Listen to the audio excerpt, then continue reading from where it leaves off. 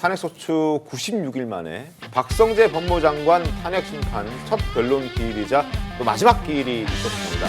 이 자리에서도 정청래 국회 소추위원 단장은 박 장관과는 전혀 관련이 없는 윤 대통령 탄핵 선고를 조속히 해달라 이렇게 헌재에 요청했다고 하더라고요. 네, 이 정작 박성재 장관 재판에는 관심이 없었고 오로지 윤석열 대통령 선고에만 관심을 갖는 것 아니냐 이런 해석들이 나오고 있는데요. 어제 헌재의 모습 보겠습니다. 사실 오늘 법무부 장관 박성재 피청구인에 대한 탄핵 심판이지만 온 국민은 내란 우두머리 피의자 윤석열 대통령에 대한 탄핵 심판 선고일이 언제일지 그것이 가장 큰 관심사일 것입니다.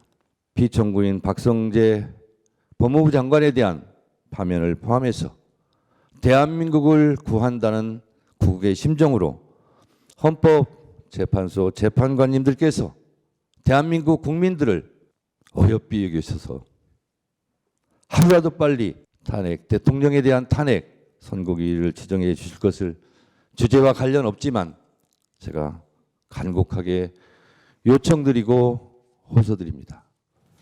본인도 알잖아요. 본인도 주제와 관련 없다는 것을. 그러나 얼마나 다급했으면 또 초조했으면 저렇게 때와 장소를 가리지 않고 박성재 법무부 장관과 관련된 얘기도 아닌 윤 대통령 얘기를 저 자리에서 하는 걸 보면 참 급하다 뭐 이런 생각이 좀 들긴 합니다.